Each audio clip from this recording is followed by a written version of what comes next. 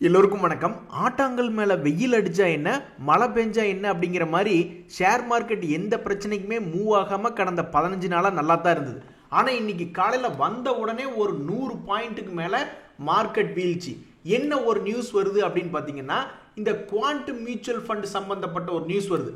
அதாவது SEBI front running அப்படின்ற மாதிரி சந்தேகப்பட்டு அந்த குவாண்ட் மியூச்சுவல் ஃபண்டுடைய ஆஃபீஸஸில் சில சர்ச் அண்ட் ரைடு பண்ணாங்க அப்படின்ற மாதிரி மார்க்கெட்டில் நியூஸ் வருது. ஸோ அப்போ இந்த மீடியாக்களில் சொல்லப்படுகின்ற இந்த நியூஸ் சம்பந்தமாக செபி ஏதாவது அவங்களுடைய வலைதளத்தில் ஏதாவது அப்டேட் பண்ணியிருக்காங்களா அப்படின்ற மாதிரி பார்த்தேன். லேட்டஸ்ட்டாக எந்த விதமான அப்டேட்டும் அவங்களுடைய வலைதளத்தில் இல்லை. ஆனால் இந்த குவாண்ட் மியூச்சுவல் ஃபண்டே, நான் இந்த குவாண்ட் மியூச்சுவல் ஃபண்டில் சில மியூச்சுவல் ஃபண்ட்ஸ் எல்லாம் போட்டு வச்சிருக்கேன். ஸோ அந்த குவாண்ட் மியூச்சுவல் ஃபண்டே ஒரு இன்ஃபர்மேஷன் என்ன சொல்கிறாங்கன்னா, இந்த மீடியாக்களில் வர்ற ரிப்போர்ட்டுக்கு நாங்கள் பெருசாக ரிப்ளை பண்ணுறது இல்லை, பட் இருந்தாலும் உண்மைதான் செபி சில இன்கொயரிஸ் பண்ணியிருக்காங்க, அதுக்கு நாங்கள் கரெக்டான முறையில் நாங்கள் ரிப்ளை பண்ணிக்கிட்டு இருக்கோம். அதாவது இந்த குவாண்ட் மியூச்சுவல் ஃபண்ட் என்ன பண்ணுறாங்க அப்படின்னு பார்த்தீங்கன்னா, சமீபத்தில் நல்லா சிறப்பாக செயல்பட்டு வராங்க. கடந்த 1 இயர் ரிட்டர்ன் அப்படின்னு பார்க்கும்பொழுது அவங்களுடைய சில ஃபண்டெல்லாம் ஒரே வருஷத்தில் 83%, 75%, 60, ஒரு வருஷத்துலங்க மியூச்சுவல் ஃபண்டா இண்டிவிஜுவல் ஸ்டாக் மார்க்கெட், ஒரு உதாரணத்துக்கு ஹிந்துஸ்தான் ஏரோநாட்டிக்ஸ் எல்லாம் ஒரே வருஷத்துல 200% ஏறது அப்படின்றது டிஃபரெண்ட். ஆனால் கிட்டத்தட்ட ஒரு 50 ஷேர் 100 ஷேரை போர்ட்ஃபோலியோவில் ஆட் பண்ணி ஏதாவது ஒரு ஷேர் கீழே படுத்து கிடக்கும், ஏதாவது ஒரு ஷேர் மேலே இருக்கும். பட் கலெக்டிவா உங்களுடைய போர்ட்ஃபோலியோல அப்படி இருக்கலாம், உங்களுடைய போர்ட்ஃபோலியோல ஏதாவது ஒரு ஷேர் பெரிய அளவில் ஏறி இருக்கலாம், பட் உங்களுடைய ஓவரால் போர்ட்ஃபோலியோன்னு எடுத்து பார்த்தா உங்களுடைய ரிசல்ட் கம்மியா இருக்கும். அது மாதிரி தான். ஸோ இந்த அப்படி இருந்துமே இப்படி ஓவரால் போர்ட்ஃபோலியோல 70-80%, 60% ஒரே வருஷத்தில் சம்பாதிச்சு தரதெல்லாம் சின்ன விஷயம் இல்லை. நாங்கள் இந்த மாதிரி அனலிட்டிக்கல் டூல்ஸ் யூஸ் பண்ணி ரிசர்ச் கேப்பபிலிட்டிஸ் வச்சு இவ்வளோ தூரம் நாங்கள் சம்பாரிச்சு தரோம், அதை நாங்கள் கண்டிப்பாக மறுபடியும் தொடர்ந்து பண்ணிக்கிட்டு தான் இருப்போம் அப்படின்ற மாதிரி அவங்களோட தன்னிலை விளக்கம் அப்படின்றது கொடுத்துருக்காங்க. ஆனால் இங்கே என்ன நம்ம புரிஞ்சுக்கணும் அப்படின்னா, அவங்களுடைய பர்ஃபார்மன்ஸுக்காக இந்த ரெய்டு நடக்கல, அந்த பர்ஃபார்மன்ஸ் நடக்குது. பட் இருந்தாலும் அந்த டீலரோ அல்லது அந்த ஏதாவது ஒரு மியூச்சுவல் ஃபண்ட் மேனேஜரோ போர்ட்ஃபோலியோ மேனேஜரோ ஏதாவது ஒரு ஃப்ரண்ட் ரன்னிங் பண்ணியிருப்பாங்களா அப்படின்ற ஒரு சந்தேகத்தில் தான் இந்த என்கொயரி போய்கிட்டு இருக்கு. இந்த ஃப்ரண்ட் ரன்னிங் அப்படின்றது தப்பான ஒரு ஆதாயம். அதாவது இந்த மியூச்சுவல் ஃபண்ட்ல இருக்கிறவங்களுக்கு நல்லா தெரியுது, அவங்க இந்த மாதிரி அனலிட்டிக்கல் டூல்ஸ் அப்படி இப்படின்னு பண்றாங்க, அது போக ரிசர்ச் கேப்பபிலிட்டிஸ் வச்சு பண்ணிட்டு இருக்கீல, அவங்களுக்கு ஒரு நியூஸ் முதல்லயே தெரிஞ்சிருது.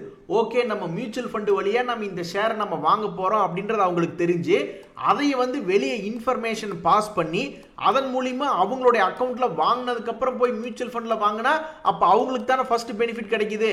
ஸோ இது பப்ளிக்கு தெரியாத ஒரு விஷயம், இவங்க முதல்ல தெரிஞ்சுக்கிட்டு போய் பண்ணும்பொழுது ஒரு தப்பான ஆதாயம் ஆகுது அப்படின்ற ஒரு வகையில் இந்த என்கொயரி போயிட்டு இருக்கு. நான் இன்னைக்கு காலையிலேயே யோசிச்சுட்டு இருந்தேன், யாரோ ஒருத்தர் பண்ற தப்புக்காக டோட்டல் ஷேர் மார்க்கெட்டே கிராஷ் ஆயிடுமா? ஸோ அப்படி கிராஷ் ஆச்சுன்னா இது ஒரு இன்வெஸ்ட்மெண்ட் ஆப்பர்ச்சுனிட்டியா இருக்கலாம்னு நான் காலையில் நினைச்சுக்கிட்டு இருந்தேன். அது வீடியோ போடுறதுக்குள்ள மார்க்கெட் ஸ்வங்கின் கீழ இருந்து ஒரு 100 பாயிண்ட் மேலே ஏறி வந்துட்டான். நண்பர்களே, ரயில்வே துறை பங்குகள்ல வேற எந்த விதமான டவுட் இல்லாம முன்னணியில் நிக்கிறது இந்த ஆர்விஎன்எல் ஷேர் தான். இதுக்கெல்லாம் மெசேஜ் வருது. என்ன நியூஸ் நம்ம மீடியாக்கள்ல படிக்கிறோம், இந்த ஷேருக்கெல்லாம் இந்த கம்பெனிலாம் 85,000 கோடி ஆர்டர் புக்கே இருக்கு. அவ்வளவு இவங்க செஞ்சு இன்னும் கொடுக்க வேண்டியது இருக்கு. அப்படி இருக்கும் பொழுது மறுபடியும் இன்னைக்கு ஒரு நியூஸ் இன்னைக்கு 2% ஏறி இருக்கான். என்ன ஒரு நியூஸ் அப்படின்னு பார்த்தோம்னா, கிட்டத்தட்ட 192 கோடி மதிப்பிலான ஒரு ப்ராஜெக்ட்ல இவங்க தான் லோயஸ்ட் பிட்ரா இருக்காங்க. அப்ப எப்படி பார்த்தாலும் பெரும்பாலும் இவங்களுக்கு தான் கிடைக்கிற வாய்ப்பு இருக்கு. இந்த நியூஸ் வந்த உடனேயுமே இந்த ஷேர் இன்னைக்கு காலையில 2% ஏறி இப்ப ட்ரேட் ஆயிட்டு இருக்கான். நண்பர்களே, நாம இப்ப கீழிருந்து மேல் நோக்கி ஏறக்கூடிய 2 ஷேர்களை பார்க்கிறோம். இந்த பந்தன் பேங்க் மட்டும் இன்னும் ஒரு வருஷத்துல மேல 250 ரூபாய் டச் பண்ணிட்டான்னு வச்சுங்களேன், ஒரு அருமையான பாடல் பாடலாம். பந்தாவோ பந்தா அப்படின்னு கால் மேல கால் போட்டு பாடலாம். இந்த 208 ரூபா இருக்கக்கூடிய ஷேர் 250 ரூபா வந்துருச்சுன்னா ரொம்ப சந்தோஷம். அதே மாதிரி இந்த பைசாலோ அப்படின்ற ஷேர் இன்னைக்கு கொஞ்சம் பிக்கப் ஆயிருக்கான். ஆல்மோஸ்ட் ஒரு 3% ஏறி இருக்கான். இவன் கண்ணுக்குள்ள மண்ணை தூவி விட்ட மாதிரி அவன் எப்படி கீழே வந்தான்னு தெரியல, எப்ப மேல வந்தான்னு தெரியல. பட் இருந்தாலும் சப்போர்ட் கரெக்டா ஷார்ப்பா ஒரு 60 ரூபா ரேஞ்சை தொட்டுட்டு இன்னைக்கு 76 ரூபா இருக்கான். இனிமேல் மேல போறதாவது இவன்லாம் மேல் நோக்கி போற மாதிரி இருந்தா ஆல்மோஸ்ட் ஒரு 100 ரூபா பக்கம் வரணும். அந்த 100 ரூபாயாவது கொஞ்சம் கொஞ்சமா டெய்லி ஒரு 10 பைசா 1 ரூபா அப்படின்னு ஏறி மெதுவா இப்படி கண்ணுக்கு தெரியற மாதிரி ஏறி வந்ததுன்னா ரொம்ப சந்தோஷம். இந்த ஐடியா 4Gக்கு என்ன சாபக்கேடுன்னே தெரியலைங்க நண்பர்களே. அவன் லோ ரேட்ல வந்துட்டு பிக்கப் ஆகுறான், மறுபடி பிக்கப்பை விட்டுறான், மறுபடி பிக்கப் ஆகுறான், பிக்கப்பை விட்டுறான்னு சொல்லிட்டு மேலே ஏறி கீழே இறங்கி மேலே ஏறி கீழே இறங்கி எவ்வளவு முறை பிக்கப் ஆகுறான், எவ்வளவு முறை டிராப் ஆகுறான் பாருங்க. இப்ப மறுபடியும் என்ன ஆகுது அப்படின்னு பாத்தீங்கன்னா, இந்த ஷேர் மறுபடியும் அவனுடைய பிக்கப் ஆகி மேல் நோக்கி வந்த இடத்துக்கு வந்திருக்கான். இனிமேல் ஒரு மாசம் கழிச்சு, இது ரொம்ப நாள்லாம் டைம் எடுத்துக்காது, ஒரே மாசத்துக்குள்ள இவன் மறுபடியும் இங்கிருந்து 1000 ரூபாய் போறானா இல்ல மறுபடியும் 600 ரூபாய் வர்றானா அப்படின்றது தெரிஞ்சிடும். 600 ரூபாய் வந்ததுன்னா வரலாறு என்ன சொல்லுதுன்னா அது ஒரு நல்ல இன்வெஸ்ட்மெண்ட் பாயிண்டா தான் சொல்லுது. ஆனாடா இந்த பிஎன்பி பேங்க் எல்லாம் வந்து 100 நாட்களுக்கு மேல ஒரே இடத்துல இருக்காங்க நண்பர்களே.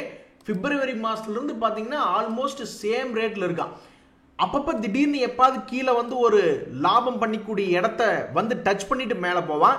நானும் ரொம்ப ஆசையா பார்த்துக்கிட்டு இருக்கேன். இந்த பிஎன்பி மட்டும் ரொம்ப வேகமா ஒரு 100 ரூபா கிட்ட வந்து விழுந்தான்னா எனக்கு ரொம்ப சந்தோஷமா இருக்கும். ஏன்னா 100 ரூபா அப்படின்றது ஒரு அக்குமுலேஷன் பாயிண்ட் மாதிரி காமிக்கிறாங்க. அந்த 100 ரூபா எப்படா வரும் நானும் உட்காந்து பார்த்துக்கிட்டே இருக்கேன். நீங்களே யாராவது இந்த பிஎன்பி ஷேர் ஸ்மார்ட் மணி கான்செப்ட்ல ஒரு நல்ல ரேட் வந்தா தான் வாங்கணும்னு யாராவது காத்திருந்தீங்கன்னா ஒரு ஹைஃபை போட்டுக்கலாம். இன்னொரு ஷேர் ஒன்று பார்த்துக்கிட்டு இருந்தேன், நல்ல அம்சமா அதை பார்க்கறக்கே ஏதோ ஒரு நம்பிக்கை கொடுக்குற மாதிரி இருக்கும். ஓ நான் ஏறிடுவேன் அப்படின்ற மாதிரி. ஃபைனோடெக்ஸ் கெமிக்கல் அப்படின்ற ஷேர் பத்தி தான் நான் பேசுறேன். அவனை பார்த்தாவே ஏதோ ஒரு சப்போர்ட் வந்தா மறுபடியும் மேல் நோக்கி ஏறக்கூடிய வாய்ப்பு இருக்கிறனாவே தன்னைத்தானே காமிச்சுக்கிறான். அந்த வகையில் இந்த 393 ரூபாயிலிருந்து ஒரு அடுத்த 6 மாசத்துக்குள்ள ஏறி வந்தான்னா ஒரு 450 ரூபா வந்துச்சுன்னா கூட ரொம்ப சந்தோஷம். இன்னொரு ஷேர் ஒன்று பார்த்துக்கிட்டு இருந்தேன், அதாவது மீடியாக்கள்ல டிஸ்கஸ் பண்ணிட்டு இருந்த ஷேர்ஸ் எல்லாம் பார்த்துட்டு இருக்கீல, திடீர்னு பிவிஆர் ஐநாக்ஸ் பத்தி டிஸ்கஸ் பண்ணிருக்காங்க. அதுல ஏதாவது வாலட்டிலிட்டி வருமா அப்படின்ட்டு. அப்படி ஒருவேளை இந்த ஷேர்ல வாலட்டிலிட்டி, அதாவது இவன் கரெக்டா முட்டுச்சந்தில் இருக்கான். பொதுவா ஷேர் மார்க்கெட்ல இந்த முட்டுச்சந்தின் படி இவன் மறுபடியும் எவ்வளவு வரணும், கீழே 1200 பக்கத்துல வரணும். ஆனா அப்படி 1200 வராம ஒருவேளை இந்த தடையை உடைச்சு ஐ ஆம் த கிங் அப்படின்ற மாதிரி மேல் நோக்கி வந்தான்னா 1900 வரைக்கும் வந்ததுன்னா ரொம்ப சந்தோஷம். இன்னைக்கு சென்டிமெண்டா நிறைய பேருக்கு ஒரு துக்ககரமான நாள் நண்பர்களே. அதாவது இந்த சென்செக்ஸ் அப்படின்ற இண்டெக்ஸ்ல நீங்க இன்னைக்கு போய் தேடி பார்த்தீங்கன்னா அந்த விப்ரோ அப்படின்ற ஷேர் இருக்காது. என்ன காரணம்னா அந்த விப்ரோ அப்படின்ற ஷேரை தூக்கிட்டு அதானி போர்ட்ஸ் அப்படின்ற ஷேரை இந்த எக்ஸ்சேஞ்ச் கொண்டு வந்திருக்காங்க. 6 மாசத்துக்கு ஒருக்கா அந்த சென்செக்ஸ் இண்டெக்ஸை அனலைஸ் பண்ணி பார்த்துட்டு எந்த ஷேரை தூக்கலாம், எந்த ஷேரை புதுசாக கொண்டு வரலாம் அப்படின்ற மாதிரி அனலைஸ் பண்ணுவாங்க. அந்த வகையில் பார்த்துட்டு விப்ரோவை தூக்கி வெளியே போற வச்சுக்கிட்டு அதானி போர்ட்ஸ் இன்னைக்கு உள்ள கொண்டு வந்திருக்காங்க. அது 1.5% இன்னைக்கு இறங்கி இருக்கு அதானி போர்ட்ஸ். பட் விப்ரோ சந்தோஷமா வெளியே போற அன்னைக்கு 1.5 ரூபாய் ஏறி இருக்கு.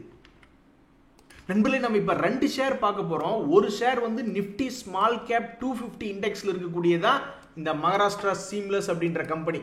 அவன் இப்ப இருக்கக்கூடிய இடம் அப்படின்னு பார்த்தோம்னா டெக்னிக்கலி ஒரு மிகப்பெரிய வீழ்ச்சியில் இருக்கா. 2023ல ஆகஸ்ட் செப்டம்பர் மாசம் என்ன பிரைஸ் இருந்தானோ அந்த பிரைஸ் இப்ப இருக்கான்.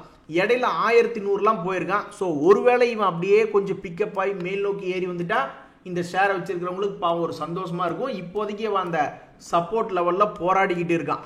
நண்பர்களே மார்க்கெட்டினுடைய போக்கு அப்படின்றது கடந்த 2-3 நாட்களா பார்த்தீங்கன்னா கொஞ்சம் சரியில்லை. அப்ப இந்த சமயத்தில் நிறைய பேர் என்ன பண்ணுவாங்கன்னா ஷேர் மார்க்கெட்டை பொறுத்த வரைக்கும் ஏதாவது டிஃபென்சிவ் ஸ்டாக்ஸ் இருந்தா ஓடி போய் எடுத்து வச்சுக்கலாம் அப்படின்ற மாதிரி சொல்லுவாங்க. இந்த டிவிஸ் லேபாரட்டரிஸ் அப்படின்ற ஷேர்லாம் ஒரு டிஃபென்சிவான பங்கு தான். ஸோ அடுத்த 6 மாசத்துல இவன் இங்கிருந்து 1000 ரூபாய் ஏற போறானா அல்லது 1000 ரூபாய் இறங்க போறானா அப்படின்றது ஒரு $1 மில்லியன் கொஸ்டினா இருக்கு. 1000 ரூபாய் இறங்கினா மறுபடியும் அது நன்மைக்கே, 1000 ரூபாய் ஏறுச்சுன்னா அதுவும் நன்மைக்கே அப்படின்ற ஒரு நிலையில தான் இந்த டிவிஸ் லேப் இருக்கு. ஸோ இறங்கி நல்ல பெரிய லாபம் தரப்போறானா அல்லது இங்கிருந்தே ஒரு 1000 ரூபாய் லாபம் தரப்போறானா அப்படின்றது ஒரு மிகப்பெரிய கொஸ்டினா இருக்கு. என்னை பொறுத்த வரைக்கும் மார்க்கெட் சரியில்லைன்னா ஃபர்ஸ்ட் மேபி இவன் இங்கிருந்தே 5500 போறதுக்கு தான் வாய்ப்பு அதிகமா நான் யோசிக்கிறேன். வேகமா பணம் சம்பாதிக்கக்கூடிய வழிகளில் இந்த ஐபிஓ ஒன்று. அந்த ஐபிஓல இப்போதைக்கு லேட்டஸ்டா ஓப்பனா இருக்கிறது இந்த ஸ்டான்லி அப்படின்ற ஒரு ஐபிஓ. வேற எந்த விதமான ஐபிஓவும் இப்போதைக்கு ஓப்பனா இருக்கிற மாதிரி நான் இன்னும் பார்க்கல. நம்மளுக்கு தேவையானதெல்லாம் இந்த ஐபிஓனுடைய சப்ஸ்கிரிப்ஷன் என்ன அப்படின்னு பார்த்தோம்னா இன்னைக்கு 2வது நாள். 2வது நாள்ல ஒரு ஷேர் கொடுக்குறேன்னு ரெடியா இருக்காங்க. அதுக்கு போட்டிய 3 ஷேர் அப்ப இது ஆல்ரெடி சப்ஸ்கிரிப்ஷன்லாம் ஃபுல்லா ஆயிடுச்சு. இந்த சமயத்தில் இவனுடைய கிரே மார்க்கெட் பிரீமியம் என்ன இருக்கு அப்படின்ற மாதிரி நம்ம பார்த்தோம்னா 40% மேல லிஸ்டிங் கெயின் இருக்கக்கூடிய வாய்ப்பா காமிக்கிறான். ஸோ தற்சமயத்துக்கு சப்ஸ்கிரிப்ஷன் அடிப்படையிலும் கிரே மார்க்கெட் பிரீமியம் அடிப்படையிலும் தன்னைத்தானே ஒரு நல்ல ஐபிஓவா காமிச்சுக்கிறான். கோத்ரேஜ் இண்டஸ்ட்ரீஸ்னு ஒரு ஷேர் ஒன்று பார்த்துக்கிட்டு இருந்தேன். இவன் என்னமோ நம்மளுக்கு நம்பிக்கை கொடுத்து நான் ஏறிடுவேன் அப்படின்ற மாதிரி இவன் ஏதோ நம்பிக்கை காட்டுற மாதிரி இருக்கான். அந்த நம்பிக்கை யாருக்கு வேணும்? எங்களுக்கு அந்த நம்பிக்கையெல்லாம் வேண்டாம். இதுக்கு முன்னாடி எப்படி நீ 720 இருந்து ஸ்வங்கின்னு மேலே போனியோ அதே மாதிரி 2-3 மாசத்துக்குள்ள 840 ரூபாயிலிருந்து 1000 ரூபாய் போனாதான் எங்களுக்கு சந்தோஷம். மற்றபடி இந்த ஷேரை பார்க்கும் பொழுது கண்ணுக்கு பார்க்கும் பொழுது இவன்லாம் ஏறுற மாதிரி தான் தெரியுறான் அப்படின்ற நம்பிக்கை கொடுத்து நம்மளுக்கு என்ன பிரயோஜனம்? நண்பர்களே, இன்றைய தகவல் அனைத்தும் உங்களுக்கு உதவியாதுன்னு எனக்கு சந்தோஷம் தான். ரொம்ப நன்றி, வணக்கம்.